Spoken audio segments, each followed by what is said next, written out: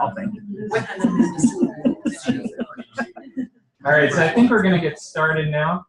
And before we actually start, I just want to acknowledge the postdoc group who is responsible for putting together what looks like it's going to be a fantastic seminar series this semester. So if you have ideas for additional seminars, we have a couple of open slots, especially if you have graduate students that would want to present here. I don't remember the exact dates, but they're in the emails that Carolee sends out. And they don't have to just be presentations. They could be, you know, if nobody says they're going to present, maybe we'll do slides from a paper that, you know, one slide a piece or something like that. So literature. That's a great idea. Any ideas you have about questions you have that you want to explore? What primers are best to use? What's the best, you know, isolation techniques? Any of those kind of things could fly. We don't want to have just. And then if you have ideas for seminar speakers, we're more than happy to consider them for the fall semester going forward. So it gives me great pleasure to introduce JonathanKlassen. So he's visiting from the Department of Molecular and Cell Biology from UConn. He ended up getting his Bachelor of Science honors degree with distinction from the Department of Biochemistry and Microbiology, University of Victoria. And then he ended up getting his PhD with Julia Fote at University of Alberta, and that was in microbiology and biotechnology. And then he did his postdoc with Cameron Curry at UW-Madison. We probably crossed paths a few times while we were both there. And he ended up having a prestigious NSERC award for his postdoc research while he was there. He joined UConn in 2013. And we're really fortunate that he's not only going to give us a seminar today, but then after lunch he'll actually be giving a workshop that I think a lot of people have signed up for. So thanks for coming, Jonathan. I'm looking forward to your seminar. All right. Well, thanks very much for the invite, Tim, and thank you all for coming. I'm really excited to talk about the work that we've been doing in my lab. A lot of this is going to be things that aren't out there in the literature yet, so you can get the hot off the press stuff. And looking forward to the workshop this afternoon, where we'll talk about this a little bit more. So my lab studies fungus-growing ants as our model system, but we're really interested in broader questions. And so the two broader questions are one's around this idea of secondary metabolites, and these are these compounds that a lot of microbes produce, and that we've applied lots of them for medicinal purposes and things like that, but we don't know what they're doing in the wild. And so that's what originally motivated the work. What that turned into a little bit, and for reasons I'll explain, is these broader, almost philosophical questions of what is a microbiome actually, and what do we mean when we talk about microbiomes. So hopefully we'll get into that a little bit. Okay, so this is where I want to start with secondary metabolites. And what I'm showing here on the left-hand side of the screen is an analysis I did, now like 4 or 5 years ago. But what I'm showing here in the middle is the phylogenetic diversity of bacteria. And what I've done is I've annotated biosynthetic genes for secondary metabolites that they might produce. And that's what's in the bar graph on the outside. And the height of the bar is the number of biosynthetic gene clusters that are encoded in those microbial genomes. And I'll talk more about this stuff this afternoon. But I want to make 2 points here. The first point I want to make is that it goes pretty much the whole way around the circle. In this data set of about 1,500 genomes, about 85% of the genomes encoded for one of these metabolites. Okay? So everybody's doing it. Everybody's making metabolites that they're secreting for some purpose or doing something else. The second part of this is that it's a really colorful graph, right? And the colors all represent different chemical classes. And so there's this huge chemical diversity that the microbial world is making for some reason, right? And so that's really the questions that I want to answer. Is why are they making this diversity? What are they doing? Okay. So many of these compounds have likely evolved to mediate interactions between taxa, right? So when we think of antibiotics, we think of signaling molecules like the homoserine lactones, Tim works on would be an example, right? All of these sorts of things are mediating interactions between taxa, right? So understanding the diversity of these natural products or secondary metabolites, I'm going to use these a little bit interchangeably. Understanding the diversity, evolution, and ecology gives us a tool, a lever to go into how do we understand the ecology, evolution, and diversity within these communities. So that's the general approach. Okay, so why is this important? I like including this slide in all of my talks because I think it makes an interesting point. So here we have some poor, unfortunate bison being devoured by some wolves, right? So this is big ecology, right?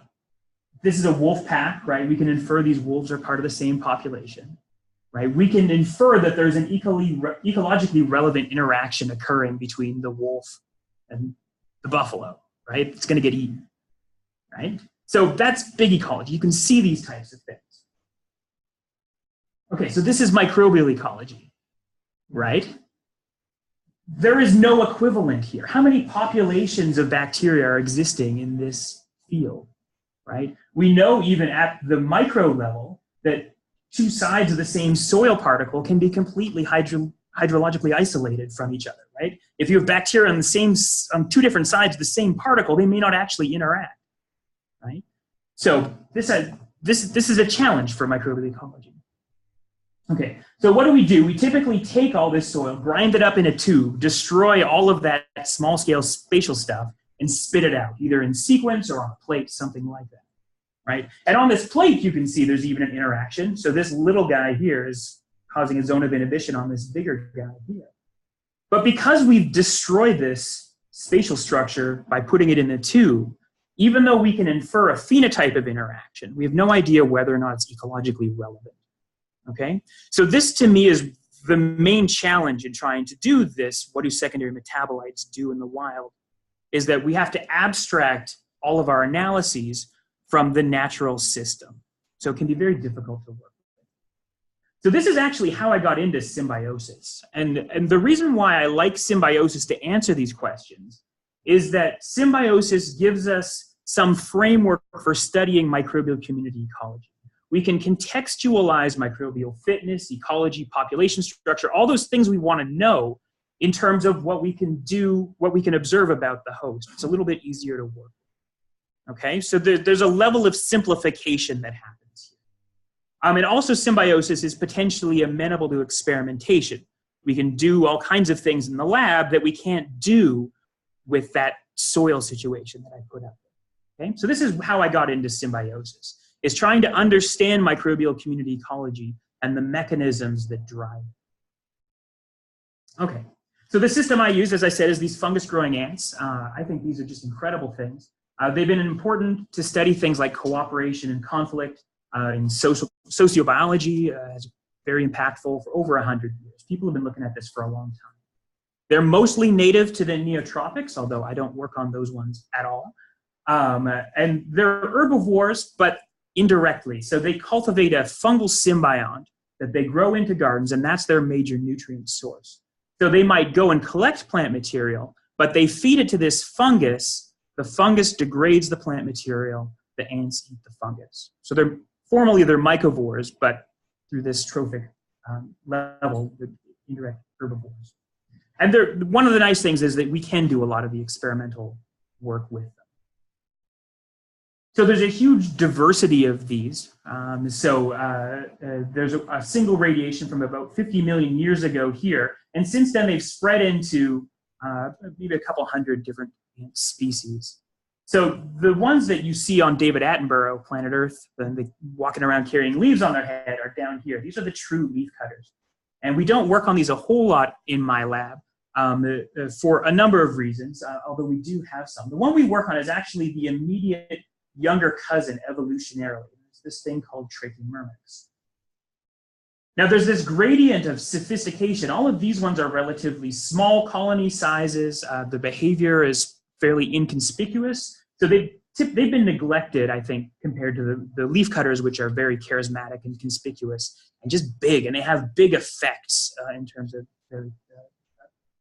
on their ecosystems in which they live.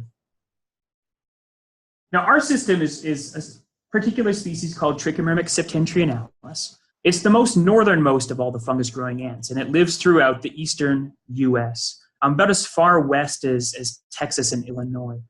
Particularly inhabits these pine barren type ecosystems that I'll show you. They're relatively small colonies, about 1,000 workers, maybe a couple of thousand workers.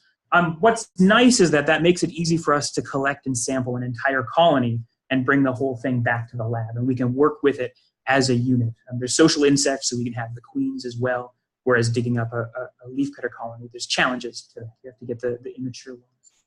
They do eat some leaves, but they mostly have a more evolutionarily ancestral nutritional habit of collecting plant material that's already fallen or been pre-processed somehow. In particular, they like to eat caterpillar frass. This is the poop of the caterpillars. So sometimes in spring, you might go out into the woods here and you hear that pit, pit, pit, pit, pit, pit, right? That's the frass coming down, and scrape it off your car and that sort of stuff, right? That's what my ants in particular like to go after. So you can think of this pre-processing. They also eat oak catkins, which are the seed pod of the oak. Okay, so this is where we've been and collected these things. So like I said, all up and down the US East Coast, there's a few refugia habitats over here. And they inhabit these pine oak forests that are really typical of especially this part of the world here. What's nice is that there are very few fungus-growing ant species that overlap with this range. Over on the western part, there's a few species. You can see these red boxes that we've actually collected those full leafcutter species. That's Attotexana. I won't talk about that.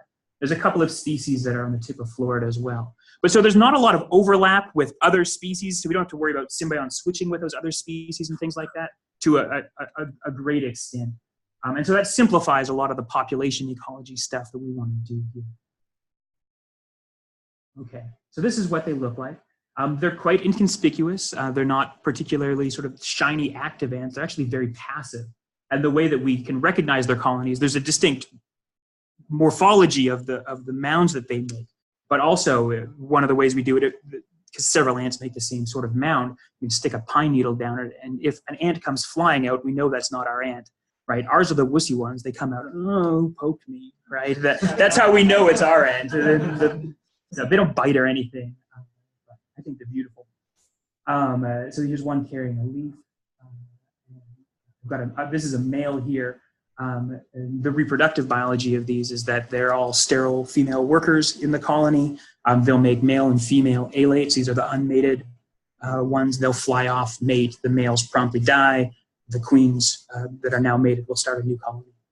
Incidentally, that's really fun to do like middle school, high school outreach with that particular fact, because all the girls are like, girls rule, and all the boys are like, sex and die. And it's this weird high school thing. Okay, so like I said, this is another map of that range going into Texas a little bit. All of our sampling is on this side, which is actually a subdivision of ant. This is what it looks like in the wild. So it has this really distinctive sort of half a pie. It's like a fortune cookie shape. This is probably about a 3 or 4 inch across spade to give you a scale. And the hole will be right in the middle here. So the way that we collect these things is that you dig a trench right about here, go down about 2 or 3 feet. They're fairly shallow colonies, which also makes them easy to collect. You dig this trench and then you shave just a shovel width of it at a time, going in towards the colony. And eventually you'll hit a little piece of dirt that sort of wiggles, right? Like there's some space behind it, like there's air behind it, right? And that's actually the underground fungus garden. And so you stop everything, you get down on your belly, and you can flick all the dirt out so you're not contaminating the garden, and you can take the whole thing out with a spoon, essentially. So here's a picture of what that looks like. So there's a colony chamber down here. That's where the fungus garden was housed. Sometimes there'll be another one further down. There's typically only 2 chambers. Occasionally you'll find ones that are 3. And they actually move their garden between these chambers depending on temperature. So if we're in Florida and it's really smoking hot, it'll mostly tend to be down deep. If we're in Jersey and it's a little bit colder, it'll be closer to the surface. So there's some variation. This is the ball of fungus. It's about a softball size, would be a decent sized colony. So fairly small. So this is what it looks like. So these are 2 of my students, Lee Dunninger and Kevin Lee. My hole's done already because I'm better than them. right? So I get to take the pictures. But this is what it looks like. So we go into these sorts of forests. We like to find places where the brush has burned off. So you can see the burn marks on the trees here. These are traditionally fire suppressed forests to keep the undergrowth down so that you control burns, especially the state lands. And so we can see the colony mounds, then, is the idea. So we get filthy. And so you can find these relatively dense populations of these colonies, and it makes the sampling fairly easily. So once you find it, you get down, you use your aseptic technique of a spoon that you flame in the middle of the forest, so we don't look like a drug lab at all. We've only been pulled over once for being a drug lab. I had a student doing acetylene reduction assays at a picnic table in a New Jersey forest. And we were using pill bottles at the time to keep them in. So she had all these pill bottles up on the table and had a bubbling thing to make the acetylene and syringes and the whole deal. And the cops are like, "What you doing? Have your paperwork ready." But you can take the whole thing out just like that, right? And you can collect it without a lot of contamination from the outside if you're careful. And you can collect the ants using an aspirator. This is how that works, because people always ask. Basically, it's a vial in which there's a glass rod going in, and then you suck on the other end, so it pulls a vacuum, right? Most of the time the ants don't go into your mouth, but they're a little crunchy. You have to eat your study system. It's a thing. So we can get a lot of colonies this way. So this is a picture of one side of my ant room. You can see we maintain these in the lab then on sterile diet. So at any given time, we peak at about 80 colonies in the lab. Now we're down to about sort of 40, 50, attrition happens, right? So this is what it looks like. Here's that fungus garden, right? And we keep it on plaster of Paris to maintain moisture, and you can put some water in the top there. You got to water them a couple of times a week because downhole it's about 100% humidity, so you got to keep that up. There's a forage chamber over here where the ants in the lab, we raise them on grits. They'll bring the grits over, incorporate it into their fungus garden just like they would in the wild, and then actually take their trash this way. So this is part of the experimental manipulation stuff, is that we can keep these in the lab, we can take them apart, we can put them back together and do all kinds of interesting things with them. Okay. So I want to talk a bit about that cultivar fungus. I'm losing things off the bottom, but there's the head of Lee down there. Lee's really leading up this project. So the cultivar fungus is an obligate symbiont of fungus-growing ants. One or two species, there's a lot of debate about that. But in our species, for Trichomyrmex, it's just one lineage, a couple sublineages. And they make these swellings of hyphae at the end, and that's what the ants actually collect. When we do a little bit of phylogenetics of that, Lee's done that, we find two sort of species-like clades, but that they're well mixed everywhere. So there's a little bit of diversity at the genetic level for our cultivar fungus, but it's mixed throughout the geographic range of these ant colonies. So we're not sure what that means, and there's a lot of weird things that happen with the fungus I'm happy to talk about later, but that's really the point I wanted to make. It's a symbiont that's restricted to the ants, it doesn't form mushrooms, and there's a little bit of genetic diversity, but not a ton. So I'm going to develop this figure here. So in this figure, I'll have the different symbiotic partners that I'm going to introduce and their relationship. So a solid arrow here means a direct interaction. So the direct green arrow means a direct positive interaction. Red will be negative, and open arrows will be indirect. I'll show you some of those. So the ants and their cultivar fungus have a direct mutualistic relationship. Okay? The ants grow and tend and provision and protect the cultivar. Right? In return, the cultivar provides food for the ants. Okay, so it's going both ways here. And this is how we think of mutualism classically. Okay, so one problem with this whole setup is that that the ants and the cultivar, their fitness is linked, right? If the cultivar gets sick or compromised in some way, then the ant's fitness is also compromised. And so pathogenesis is a big problem in this system. And so a lot of focus has been on fungal pathogens of the cultivar fungus itself, and we work primarily at that level. There are fungi that will infect the ants as well, but we don't do as much with those. What's interesting about our system compared to some other ones is in most systems, this fungus here, Escovopsis, is known as an obligate pathogen of the cultivar. They don't find it really anywhere else, right? And it's really locked into that.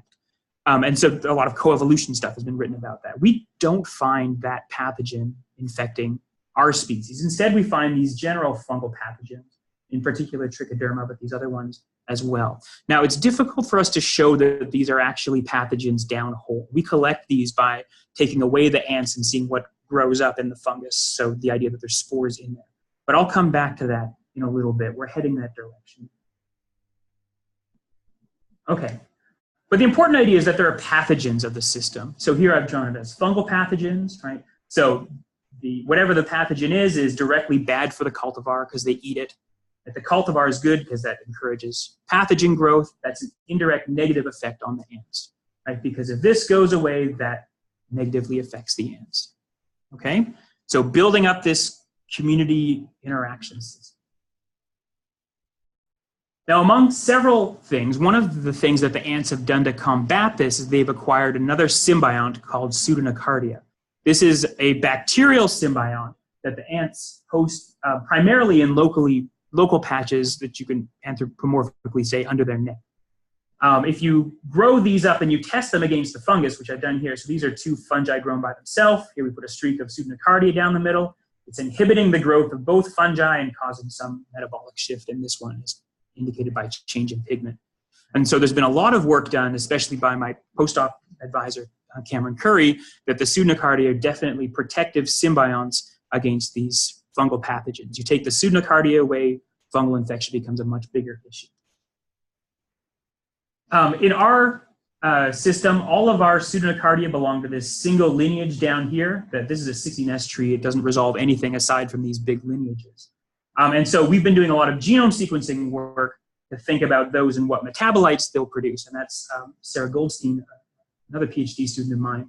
I'm going to talk about that this afternoon and the tools that we've been doing, both wet lab, we've been using nanopore sequencing as a really enabling technology for us to do this genomics work, and then also computationally developing software to compare these biosynthetic gene clusters. So that's all I'll say about Pseudonocardia here, except to put it on my figure. So the Pseudonocardia directly negatively interact with the fungal pathogens by killing them. That's indirectly good for the cultivar. They're probably fed by the ant. In that localized region, there's these crypts that looks like the ant is feeding the Pseudonocardia something. We don't know what it is. And so that's all indirectly good for the ant, right? Okay. Now the last piece of this puzzle is that there are other bacteria that live in the fungus gardens aside from what I've talked about. And when I started my lab, we knew virtually nothing about this. But what we did know was from my former office mate, Frank Aylward. So Frank sat right behind me in Cameron's lab and is now gone off. He's got his own lab in Virginia now. But he did this study of the true leaf-cutting ants, the David Attenborough stars that carry leaves on their head, right? And what they found was a very limited diversity of bacteria that live in those fungus gardens. Mostly dominated by proteobacteria, that's the red ones here, especially Enterobacter. And then a relatively low diversity of other things. This is based on N of 3, okay? So really low sampling, but these are metagenomes, and that was state of the art. So we decided, first thing, right, new lab, let's figure out what lives in trachea gardens, right? Because we don't know, and it's probably an important part of the symbiosis. So this is Kevin Lee, and I'm going to talk about Kevin's data for most of the front end of the talk here. And so I say, Kevin, this is going to be an easy project, right? We don't know anything, right? It's an easy paper. This will work. So because I've set it up that way, you know where this is going, right? So Kevin spent about a year giving me DNA extractions that look like this. So he gradually worked from the color of stout to the color of weak tea in about a year. And through much pain and suffering and awfulness, was eventually able to get it to something like this. There's no way you can PCR this. There's so many inhibitors in there. And so he's actually had to develop a whole suite of methods to first fractionate and wash the cells and then do a whole bunch of cleanups at the DNA level. And it's awful. And eventually he got to this, and he could do the DNA stuff we wanted to do. So a year later, so perseverance, graduate students. So Kevin wanted to ask a very simple question, right? What's in the fungus gardens? And one of our hypotheses was that maybe there would be some influence of soil bacteria in there. then that we would be able to see that. So Kevin collected soils when we went out and collected fungus gardens.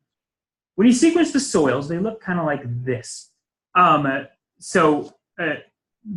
They're diverse, as you expect soils to be, but at this sort of squinty stack bar chart nonsense level, right, they look more or less the same, right? You see the same phyla, the same types of taxa appearing in most of these soil samples.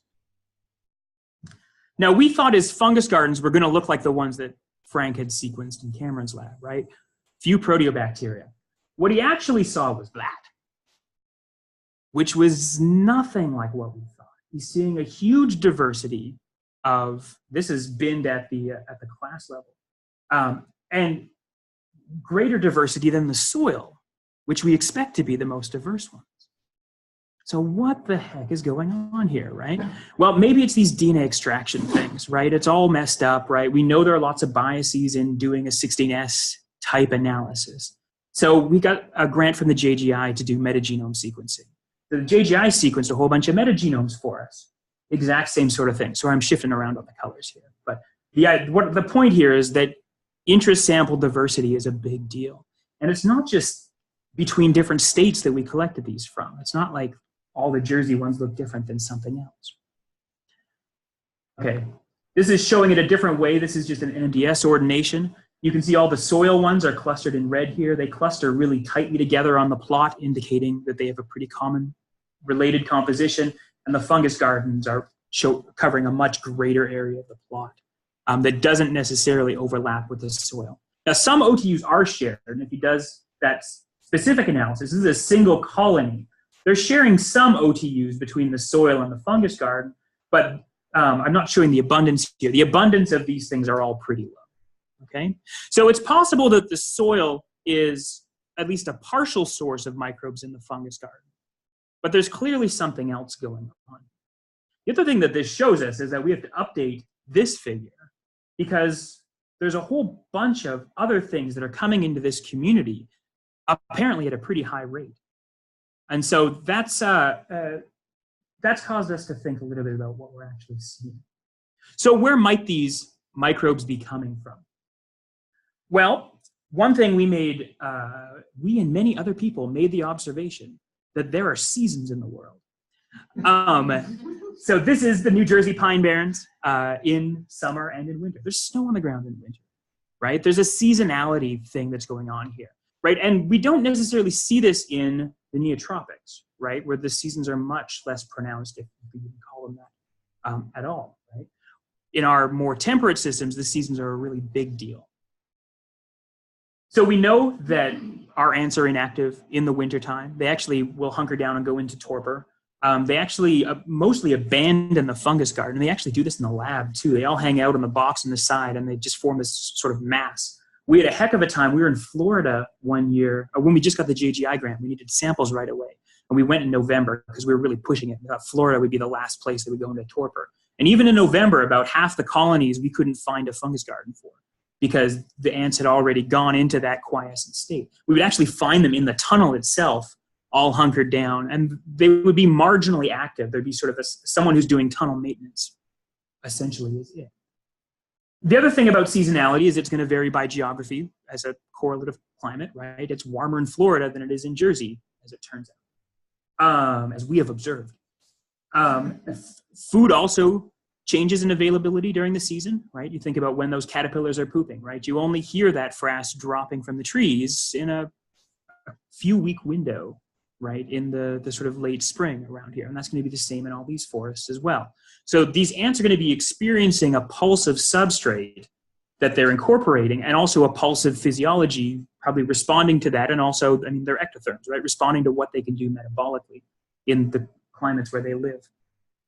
So we said, let's analyze this according to season, because we still see a lot of diversity, but we do see a statistically significant signal. So this is the 16S data here. And what is striking about this plot is this part here, these orange dots. These orange dots are all collected in July. They're all colonies that were collected in July. From all the other months that we've been out, and this is over different geographic regions, so there's a bit of a confounder here, we see this variability, right? But July correlates to that peak in substrate availability. So it looks like our composition is being driven really highly by that seasonal influence. So we actually have a sampling regime set up for this year to test this really specifically in a single population. We see this in the metagenomes as well. So here the July is in red. And again, they're all clustering in the same part of the ordination. And then we see that variability through the rest of the year, okay? So what does that mean? Is it because all of the ones in July are transient and there's not much of a core? Does it mean that the core is really a minor player? There's not a lot of symbionts who are persistent there? We don't have a good answer on this yet, but I'll show you a little bit of preliminary data that Kevin generated. So this is some of these environmental samples. When he transitions them to the lab, and he's just got a few samples shown here, but he sees only a couple of community types with much reduced diversity. And what's interesting is these two here with the reddish bars, these are the proteobacteria ones that Frank saw in his leafcutters, right? So what this is indicating to us is that potentially, a lot of that July signal might be a high flux of transient organisms. And the core, what we think of as the symbionts, the ones who should be there, are actually forming a really small component of the community that when we restrict what's going in there, then maybe we can see those. Now, there's issues of lab adaptation and things like that in this sort of experiment. But this is what we are sort of thinking in terms of processes. Okay, the other thing I want to highlight is these gray bars here that are molecules. And we thought, what the hecko are they doing in fungus gardens? And we see this in Kevin's data as well, and he's coded them purple. But in some places, they form a really high percentage of the community. Turns out these are spiroplasmas, right? So we're finding spiroplasmas in the fungus garden. So why? Turns out that, animation there. We know that spiroplasma commonly occurs in insects. Sometimes they can be parasitic and influence reproduction. Sometimes they can be defensive, mutualists. In Drosophila, this is well known in defense towards nematode infection. We know that another group has found spiroplasma in a different ant's gut. These are real leaf cutters. Although they didn't go down to the spiroplasma level, they just called them entomoplasmatalis. So we're inferring that these are the same things in the gut. So I sent one of my other PhD students who was interested in working in these to go survey ant guts. And so she did, and she was able to find, like the other study, that spiroplasma forms in some ants, not all ants. And even within the same colony, this is very variable. That the spiroplasma can form a huge proportion of the bacteria that are living in these ant guts. And again, between colonies, this is variable. Within colonies, this is variable. Okay. So that leaves us to a model then. So this is our model of what the fungus garden microbiome is. And we think that the fungus garden microbiome is actually a composite of many things. Basically, it behaves like an ecological community, right? There might be things that are resident in there, right? But the things that are resident and persistent in there are going back and forth between the ant and the fungus garden, right? The spiroplasmas are a great example of this, right? Maybe spiroplasma is either blooming in the gut or acquired from the garden and is passed back and forth between those two environments and variable between different ants. So you have this nested structure of the community that you have inputs from some ants but not others. And then what we actually sample in our fungus garden microbiome is a factor of that sampling. Okay? So that's all within a colony. And then there's a level on top of that where we're talking about the introduction of substrate and microbes that come in with the substrate. And you can see from Kevin's data that it looks like that is a huge proportion of the observed variability in these fungus gardens. So what is a microbiome? It's an observation of these meta-community type dynamics, right? And tracking all these different source sink type dynamics are really crucial for us to interpret the snapshot microbiome data that we are actually acquiring with the fungus gardens. So that's the ecological part.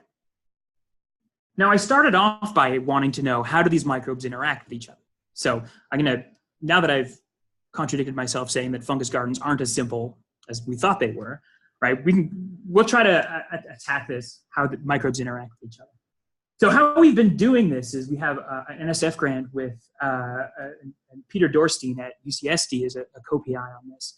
Peter's developed this technique called metabolic networking, which is a really nice technique for profiling metabolites that exist within an ecosystem. He's done lots of really cool things like mapping metabolites all over the human body and things like this. He's got an army of mass spectrometers. So the way this works is that you extract all the metabolites from a sample, and we're using dichloromethane and methanol as our solvents of choice, which is sort of a standard natural product chemistry way to do this.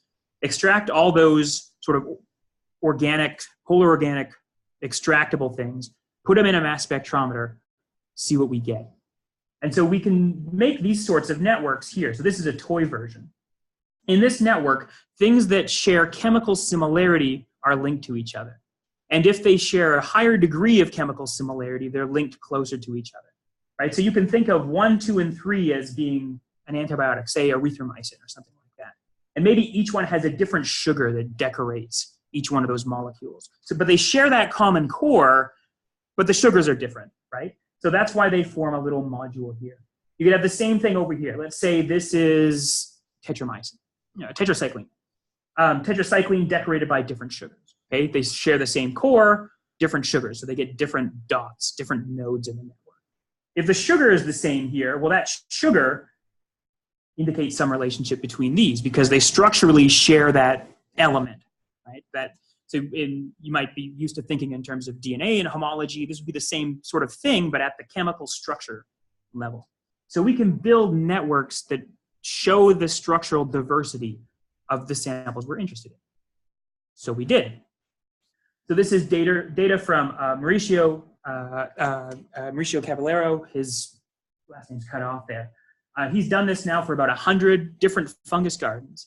And you can see he's identified a huge amount of chemical diversity. Just a massive amount of chemical diversity in these gardens, which matches the microbial diversity at some level. But here the colors all represent either samples from different locations or whether they're shared. You can see a lot of pink ones. The pink dots mean that they're shared between more than one sample. So these would be compounds that are conserved throughout different parts of the symbiosis at least. So there's some regional specificity, like this cluster here appears to only occur in Georgia. These ones only are in Georgia. These ones are only in North Carolina. These ones are in more places than just one. So we're working at parsing these data, but what we can do is look for things that hint at mechanisms that we're interested in, or that we can do manipulating things. So here's an example. So remember I said that figuring out what an actual pathogen of the fungus garden downhole is tricky, right? Because you have to destructively sample the garden when you take it out, so you can't see the progression of disease over time. But what Mauricio was able to find in this North Carolina colony here, and it turned out to be a colony that was very unstable. We could take it out and put it in a box, and it only lasted a couple of days before it was overgrown. Right? What he was able to find is these metabolites, these trichocorzin here and this trichochidin here. They're known metabolites that are known to be produced by trichoderma. Trichoderma is one of the most commonly isolated fungi that we isolate from gardens if we take the ants away. So it looks like this particular garden that was overgrown by a trichoderma, we can find the metabolites even before we dug it up. This was fresh out of the ground. We can find those metabolites in that environmental sample, and that's evidence to us that the trichoderma is actually a real deal pathogen down in the ground, right? So now, of course, we have to do the manipulation of these things, and so now we're screening our trichoderma collection to see if we can find these metabolites and do the whole Koch's postulates thing with it. But this gives us a lever to get to mechanism of that sort of pathogenesis mediated by secondary metabolites, right? Here's a role of what secondary metabolites might actually be doing in the wild. Okay, here's another example. These are conserved compounds now that are found in multiple fungus gardens. He's found this, this interesting family of sterol and sterol epoxides. Why do we care about sterol epoxides? Well, this actually came from a completely different set of experiments that we did even before we got this grant together with my natural products chemist collaborator, Marcy Balunis. She's at UConn in pharmacy. She had done some molecular networks for us, but we used them differently. What we were asking is, could we figure out what metabolites an organism was producing in situ? And how we did this was we took a naturally collected fungus garden, extracted all the metabolites, and we took a cultivar fungus that we had isolated on Petri plates, grew it up on Petri plates, extracted all the metabolites, and then overlaid them. Okay, so the inference is if you see it in the pure culture and you see it in the fungus garden, it's evidence that that culture is probably producing it in situ. Okay, so that's what I'm showing here. So the green ones are the ones that are present in both samples. The blue ones are only in the cultured isolate, and the yellow ones are only in the environmental samples. What we found, the major network here, was these same sort of sterile compounds that Mauricio found to be widespread in his molecular networks. Now, it turned out we could buy one of these. So this thing is lodiprednol etabonate. It's a corticosteroid. So we could buy it, and we thought, well, what would it do if we put it in just a very simple experiment looking at ant behavior? So that's what we did. So this is actually a 2-week summer student who came into my lab. It's a program to get underrepresented students involved in STEM. And so she came into my lab. And so what's something a 2-week freshman student can do? Well, they can watch what ants do. So we made these boxes, and it's a colony choice experiment. We put fungus garden in each side of the box here. And then one we apply the compound, and one we just apply the solvent that compound is dissolved in. So in this case, it's the lodiprednol and the DMSO. Right, and we did it with and without fungus garden. And you put all the ants in the middle there and just say, what side do they go into? Okay, and what she saw was pretty incredible. Is that, so this is the starting condition here, where the ants are all starting off in the center chamber. So 100% of them are in these squares, right? And then none of them are in the test and control garden. So the test has the compound, the control does not. Right, we put the compound in, and all the ants went to the control garden. None of them went to the test garden. They just hung out either in the middle or in the control garden. Okay, so it looks like this compound is having some repellent activity. Okay, remember, we find the cultivar making this thing. We have evidence that it's made down underground as well, right? So we think that we're building this evidence case now that this compound is actually repelling the ants from being on the fungus garden. We rationalize this as it's the stop eating me, you're hurting me signal, right? Why would the ants not eat the entire fungus garden? There has to be some shut-off mechanism. And we think that this might be the cultivar fungus's way of instituting that shut-off mechanism. We've repeated this now in 15 independent colonies. We see an effect in 12 of them. Turns out the behavioral experiments are hard because of that torpor issue. You have to catch the ants in the lab when they're actually active and they're willing to move around quite a bit. We can also recapitulate it with cholesterol, although the effect is less intense. So lodiprednol is not the compound downhole. It's probably these other ones that Mauricio identified. But that sterol backbone seems to be the pharmacocolor, if you want to use that sort of term.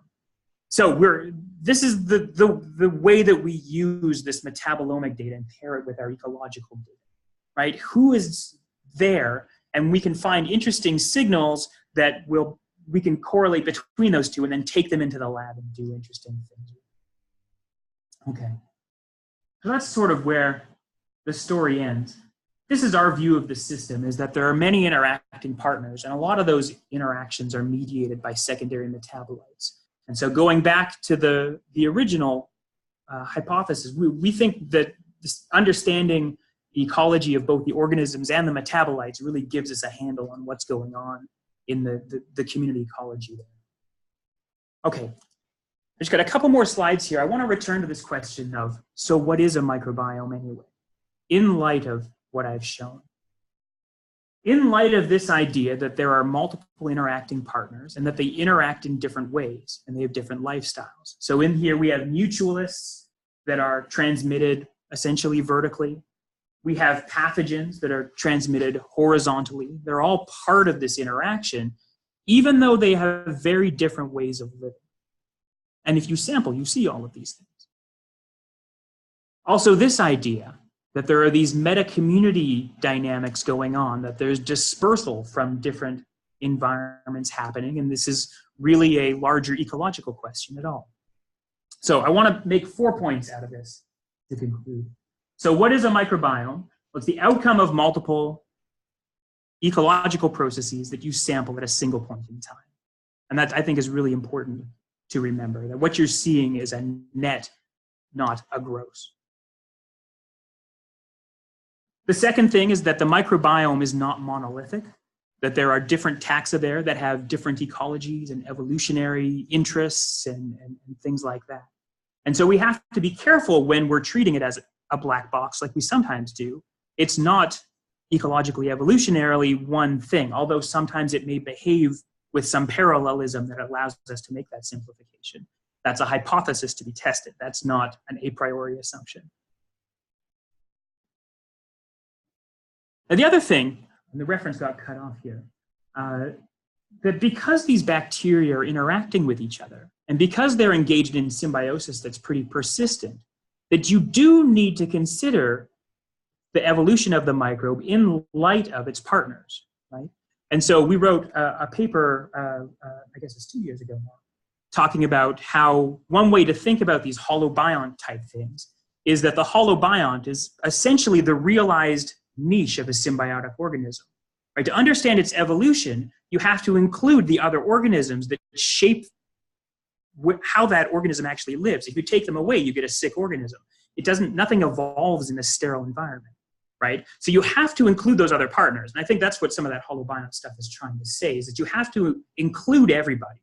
But that doesn't mean that they're one happy family. Everybody has a distinct realized niche that is the result of these ecological processes.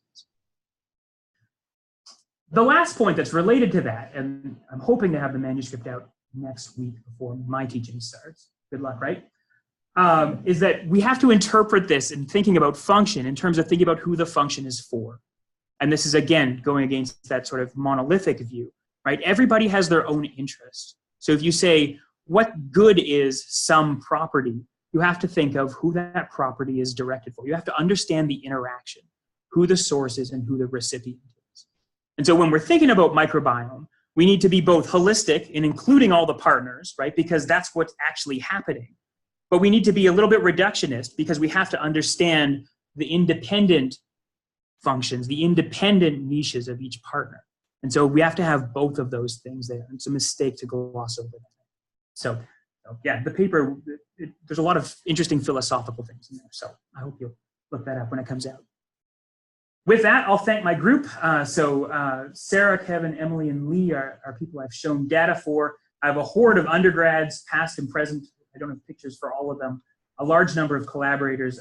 Marcy and Peter definitely are the key people in working on this metabolomics things. And then we have a number of other things.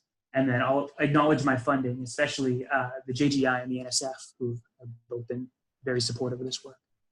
Thank you very much.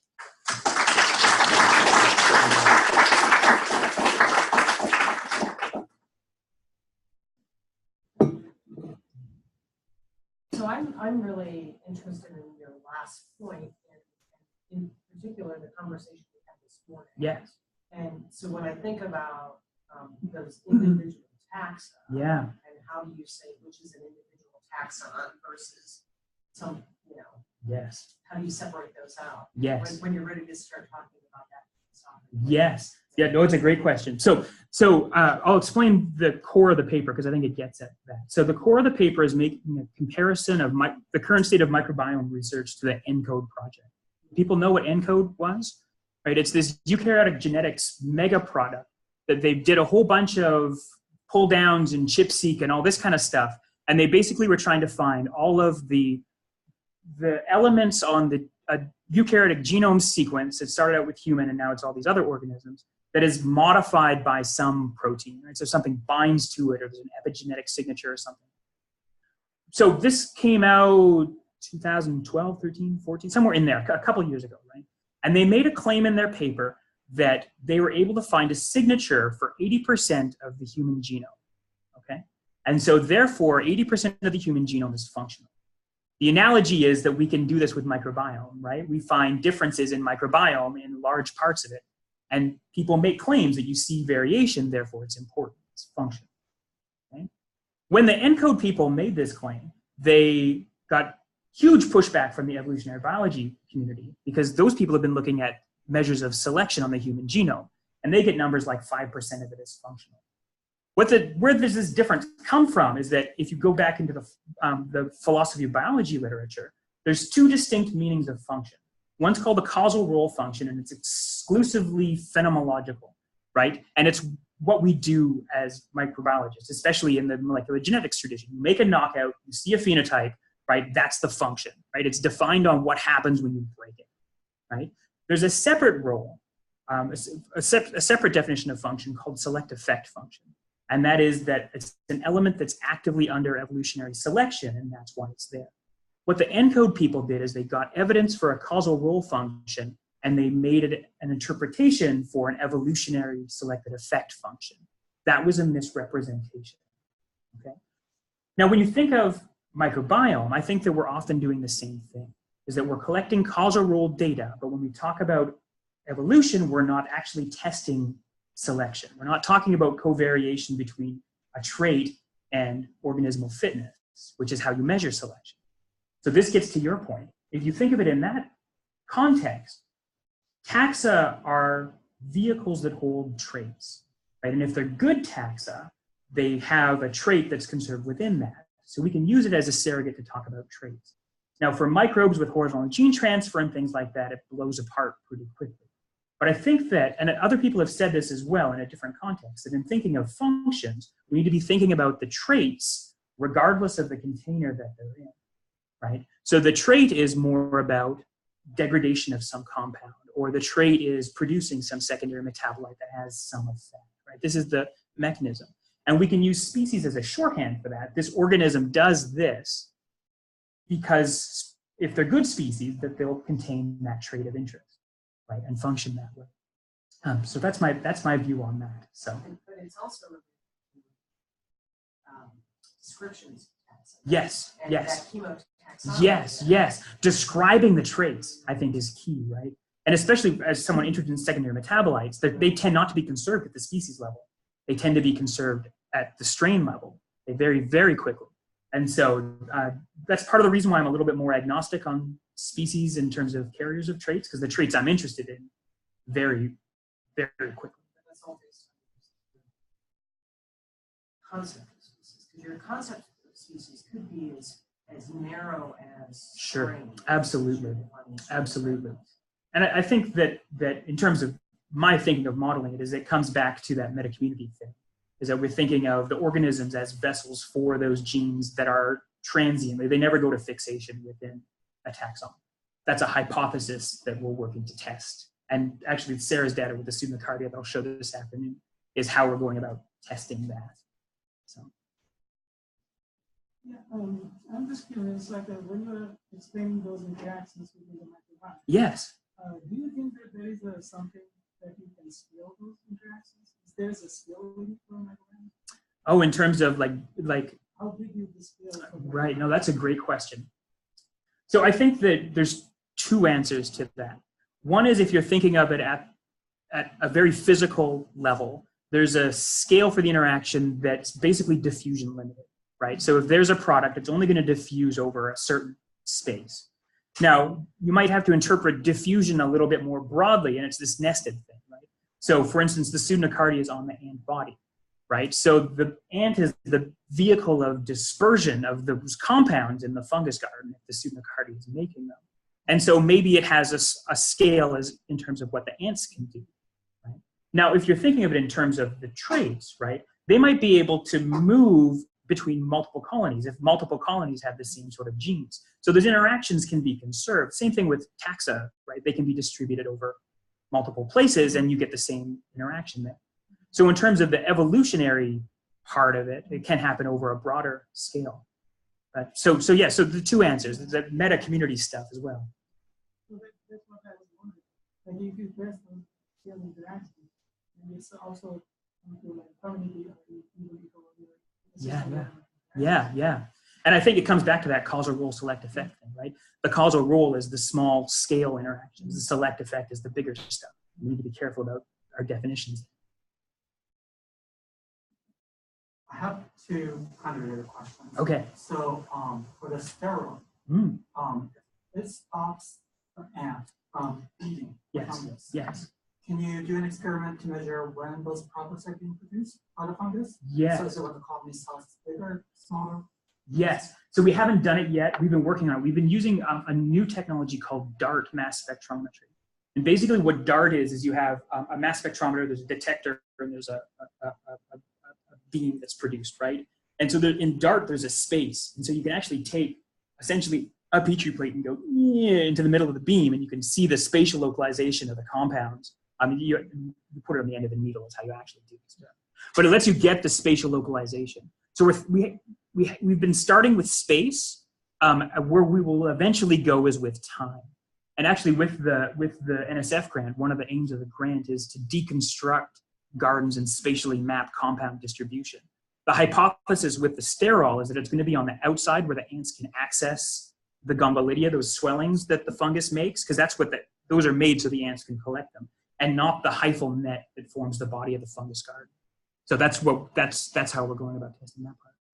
And if the ants are avoiding the sterols, then are the fungus being fed by the ants?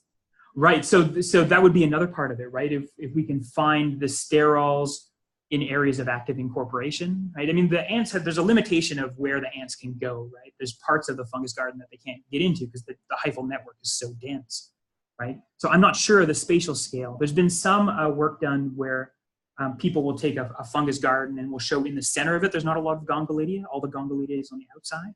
So I'm not sure.